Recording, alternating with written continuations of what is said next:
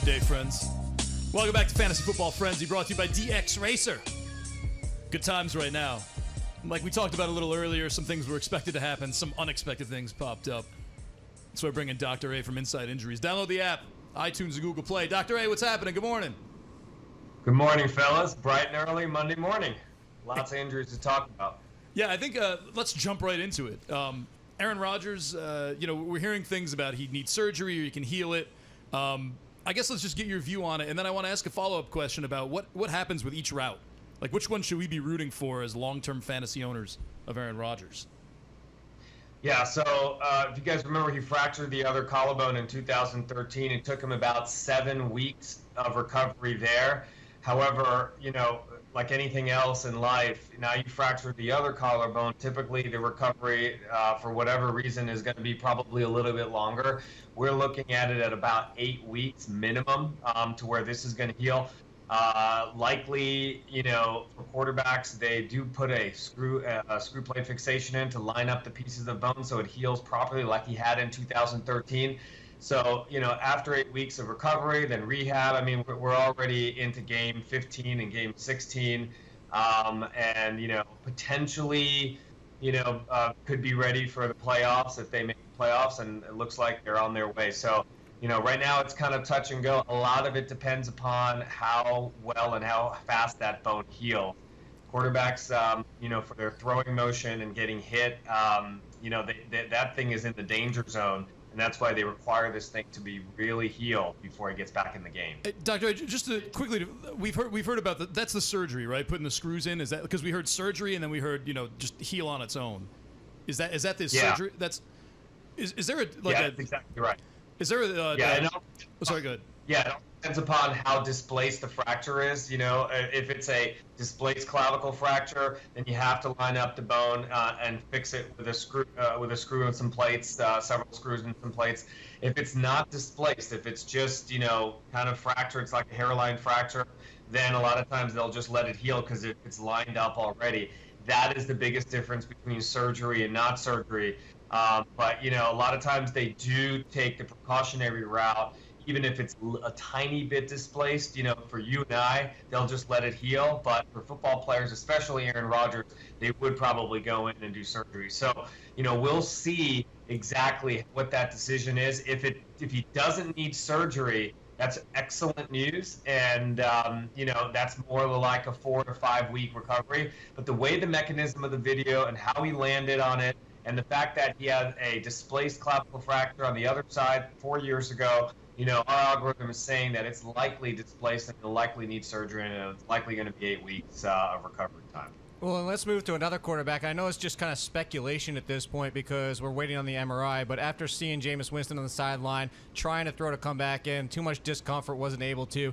What are your expectations for Jameis Winston and what the result might be? Miss a week, 2 weeks, or potentially just play next week? Yeah, so it's very difficult to find exactly what happened and where he did. It looked like it was in the process of throwing, and it's a throwing shoulder injury for a quarterback, which is basically how they make all their money and their fantasy points, obviously. And so the algorithm takes that very much into consideration. It's very sensitive to that. So it's listing it as a grade 2 injury, which means that it's like a mild to moderate tendon strain in the rotator cuff or some sort of strain, not really a tear. At this point, we will see what the MRI shows, and then the algorithm will adjust accordingly.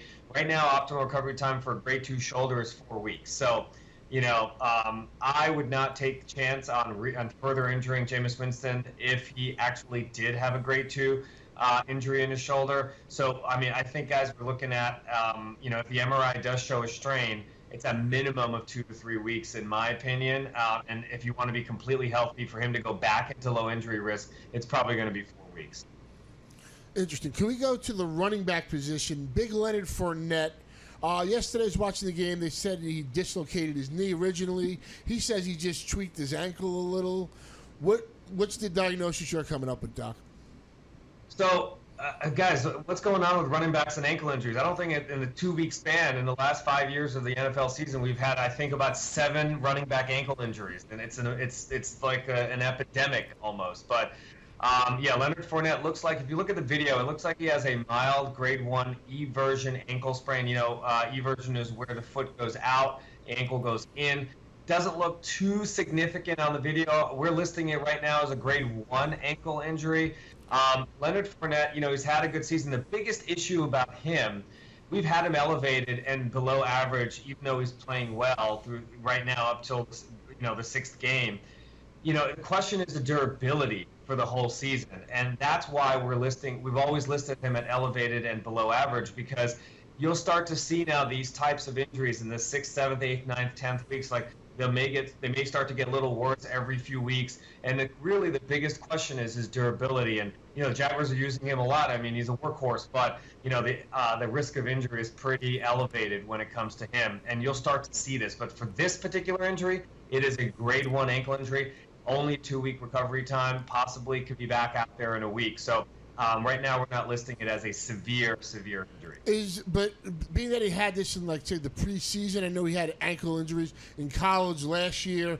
So, I mean, he should probably take at least 2 weeks off. Or he's saying he's going to play. Yeah. They're saying he's going to play this week.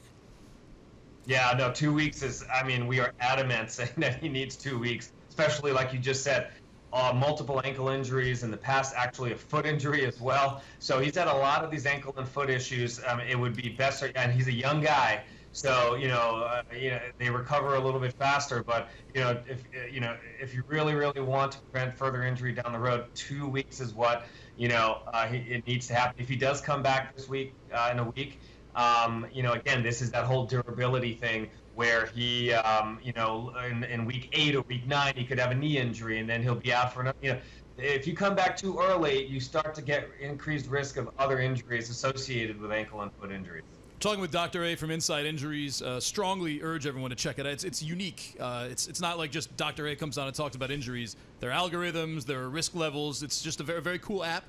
Check out Inside Injuries, iTunes, and Google Play. Dr. A, I don't want to keep pounding on this Fournette thing, but it was kind of a weird thing during the game. They had talked about, and Maddie mentioned this earlier, displaced kneecap, hyperextended knee, and then it just became the ankle. I don't want to question the integrity of any doctors or anything, but is there, like, ankle, I know we've talked about this before, it's a fairly large, like, we commoners think of ankle as like where the foot meets the leg, but it's a pretty large area that, it could still be like a little higher than what we traditionally think of as an ankle. Is there anything to speak to with that knee stuff? Yeah, so basically, whenever you have an ankle injury, it's all about transmission of force with the injury. So if you look at Fournette's ankle during the video, it kind of went, the foot went out, and that's really like an eversion ankle sprain.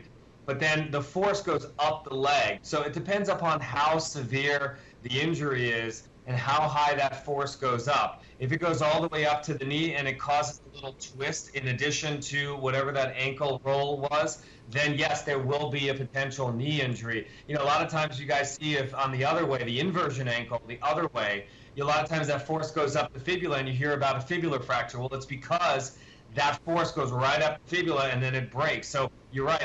The ankle and the knee are connected significantly. It's just a matter of force. And turf is always a lot of times the culprit here, because if a guy gets his foot caught in the turf doesn't have the same give as grass does, and so that force will hold itself and kind of travel up, the lower leg. And so you kind of see a lot of this with turf injuries more than grass injuries. All right, well, looking at last night's game, what are your expectations for Emmanuel Sanders? Because both Demarius and Emmanuel Sanders came out of the game, but his looked obviously 10 times more significant. Yeah, it all depends upon the kind of brace and, the kind of protective device that they have on the ankle as well. I agree with you. That was it looks like a severe inversion ankle injury. It was unexpected. He didn't have time to protect himself.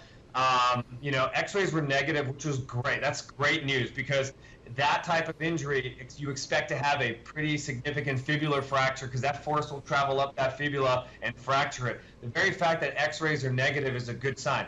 The one thing in risk that the MRI will show you is if all of those lateral ligaments on the outside of the ankle are completely torn, if any of the outside tendons are completely torn, that would be a significant instability issue of the ankle, and then he will need likely surgery to fix it, and the season's over.